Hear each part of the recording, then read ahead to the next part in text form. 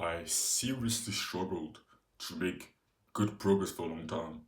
I was training consistently, I was showing up every single day, but somehow I just wasn't making progress. But around 8 months ago, it seemed like I just discovered a secret or a few secrets that I've been implementing since then that have totally kind of changed the amount of progress I'm making. Since then, I've rarely plateaued, and even when I plateaued, I just very quickly just broke through those plateaus. So in this video, I want to talk about three mistakes that I made that kept me small for a long time, that kept me from making progress for a very long time. And the first one is main gaining. Sitting there and thinking to myself that I could make significant amount of progress without gaining weight, without bulking, without eating in a caloric surplus, which definitely wasn't a good idea when I look back now. I stayed there for months and it's not like I was scared of gaining fat or anything. It wasn't a problem. I just didn't want to deal with the mental headache of just sitting there and having to track my calories and having to eat in a surplus every single day, having to look for extra food to eat. I just didn't want to bother. So I just thought to myself, okay, how can I make the most progress whilst maintaining, whilst staying lean without having to eat too much? And yeah, you can build muscle whilst maintaining. It's not impossible. But it's very unlikely, especially when you're not a beginner anymore, that you're gonna make significant amount of progress. It's very unlikely. If you want to stay at the same weight for years and years and years without gaining any weight, don't want to bulk, don't want to eat in a surplus, building muscle is going to be difficult. Making significant progress is going to be difficult for you, and it was for me. Even recently, I just started my bulking around just 3 weeks ago, literally. So it's a mistake I made for a while. It's not my first bulk. I did bulk before that, and most of the muscle mass I have right now in my body comes from my first bulk. I've built the most muscle from the first bulk, and even in the phase in between, yeah, I did make some adjustments to my training. I did become smarter. I did implement some new things. But the progress I made, the increase in improvement that I made, whilst adding some new method that I discovered on the internet, was never even close to the amount of progress I made just by eating in a caloric surplus. Even though my training was pretty much dog shit at the time, I was very ignorant when it came to my training. But still, just because I was eating a caloric surplus whilst training every day, I just made good progress. That's just the power of eating a caloric surplus. It can make a big difference. So recently, now I'm eating a caloric surplus again. I'm bulking right now, and I'm gonna be bulking for the next 4 months probably. And I wonder how much progress I can make right now with how smart I've become with my training, how much knowledge I've accumulated over time, and bulking. I was combining both smart, hard, great training with a caloric surplus. I think the progress is just going to be insane. So, if you really want to make optimal, efficient progress, I would greatly recommend you just eating a calorie surplus. I know it can be hard. I know you don't want to gain fat. I know. But if your goal is truly to even come close to your muscle building potential and to build muscle just fast enough, you don't want to build muscle super slow. I would greatly recommend you eating a calorie surplus. And I'm not saying you should eat a calorie surplus for the rest of your life. Go to some cut box and cut box for 6 months and then cut, or 7 months and then cut, or just 4 months and then cut. And you can do that cycle a few times in your life and then you stop. I don't plan to bulk for the rest of my life, to bulk and cut for the rest of my life. I'll probably do it for like the next maximum of 10 years, 10, maybe 12 years. And then I don't really feel like I will keep going through this cycle because that's something I can imagine to do it for the rest of my life. But in the initial phase, especially when you're a beginner or intermediate or even an advanced lifter, eating a calorie surplus and going to some bulks, eating a calorie surplus where you gain like zero point 0.5 to 1.5 or maybe even 2 kilograms per month. Doing that for a few months whilst you're training hard, training smart, recovering well. That's how you just blow up. You're never gonna be there maintaining, eating in like maybe even in a deficit or just maintaining. And then 1 month later, someone looks at you and it's like, well, what happened to you? You just blew up. You're filling up your shirt or something like that. No, it's everyone happens to the short amount of time. If you just sit there and think you can maintain and still make significant amount of gains. And it's not me here being mean. I'm just talking to my younger self because it's a mistake I made for a long time. Just think to myself, okay, I'm gonna maintain. I'm not gonna think about my diet and being in a calorie surplus or the amount of calories I need. I'm just gonna sit there and maintain and hope I can make some good progress. That was my fault. That was a mistake I wish I didn't make because I'm sure I would have been a lot bigger now if I just bulked more over the last 2 years. Second thing is not prioritizing progressive overload. I thought to myself at the time, yeah, progressive overload is only for if you want to make, if you want to be a powerlifter, if you want to get stronger, you don't really care about bodybuilding. That's when you should focus on progressive overload. But for people that want to build muscle, where bodybuilding is their main sport, you shouldn't think about progressive overload at all. That's what I thought to myself. Yeah, you just shouldn't think about progressive overload. That was a big mistake. Even if your focus is bodybuilding, you should be making progress when it comes to strength and the different movements you should do. You should be like doing using double progression where you have a rep range and when you reach the top of the rep range, you add weight.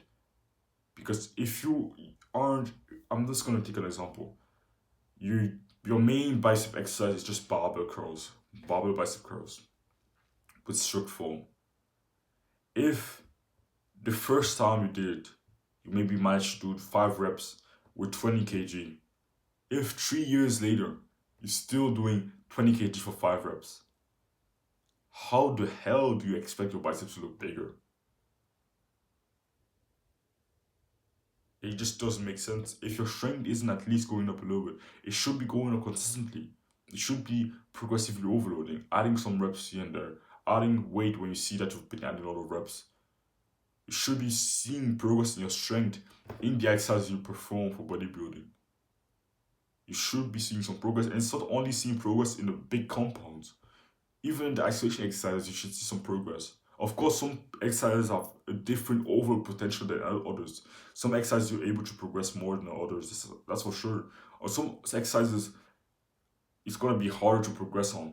And that doesn't necessarily mean that those exercises are bad or worse than others. It's just that some exercises have just different overload potential. But you should still be noticing some kind of progress. There should be progress. You should be progressing from week to week, even sometimes from month to month. But you should be seeing some increase in your strength over time because you can't expect a muscle to stay at the exact same level of strength but look a lot bigger. That's just insane. And that's exactly what I did.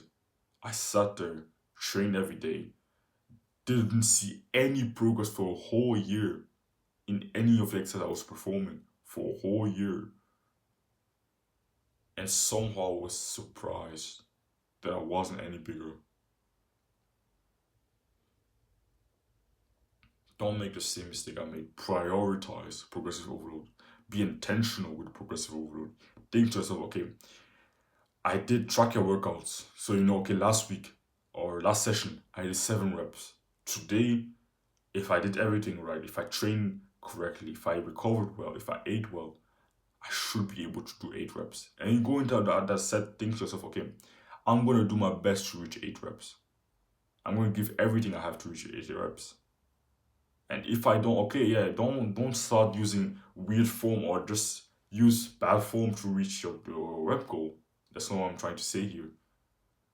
But still be intentional with your progressive overload. Track your workouts.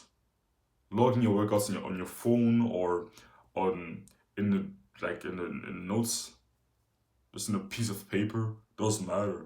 Track your workouts and then be intentional. Think to yourself, okay, last session I did this. This session I will aim to do this. I'll do my best to do this. And then you do everything you can.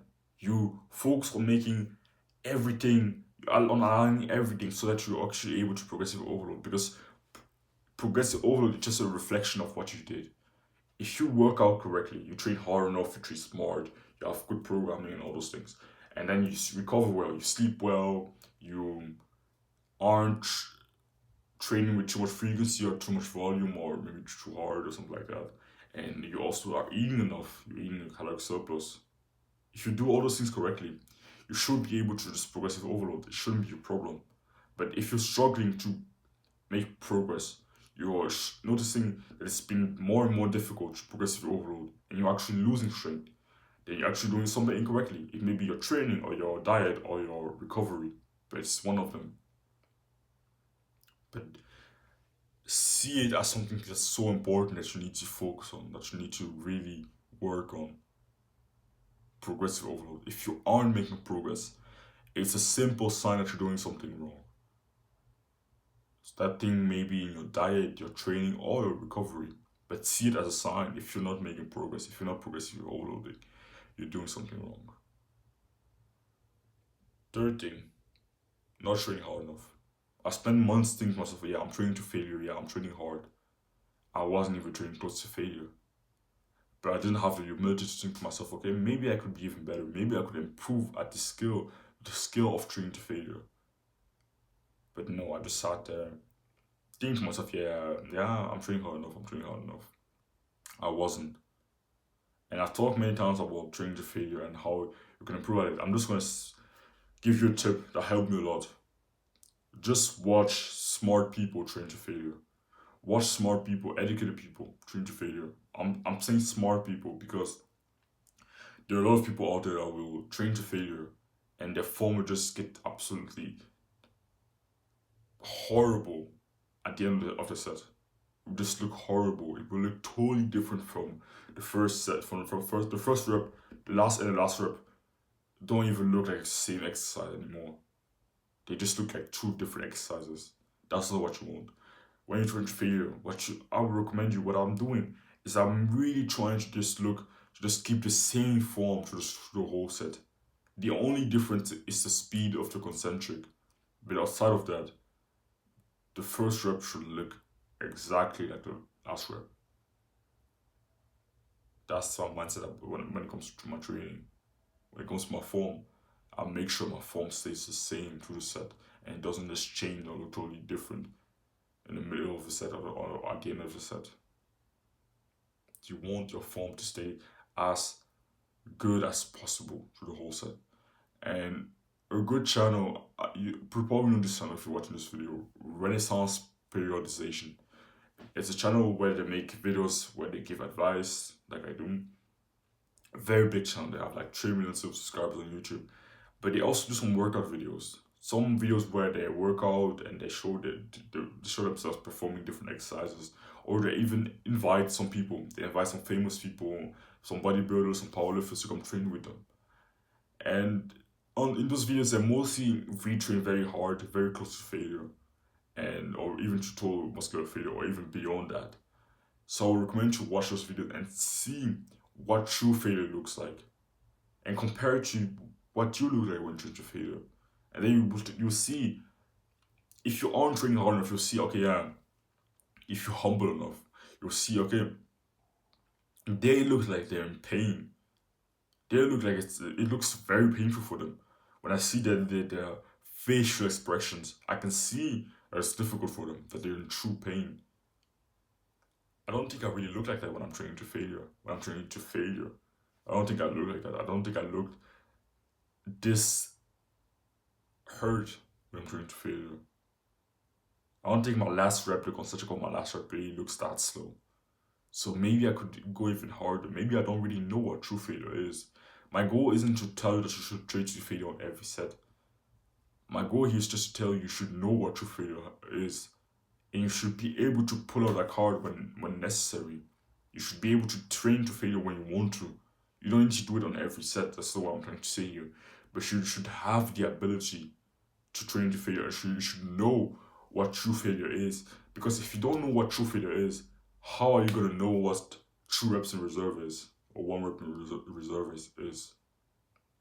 You need to first master the skill of training to failure. And I think the best way to do that is just to watch some smart people train to failure and then try to emulate the intensity that they use.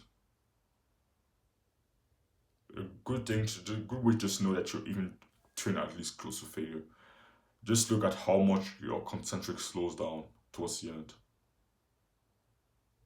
That's the concentric, the way the the speed at which you may move the weight, the weight up. So maybe on pull-ups is the speed at which you pull yourself up. On push-ups is the speed at which you push yourself off the ground.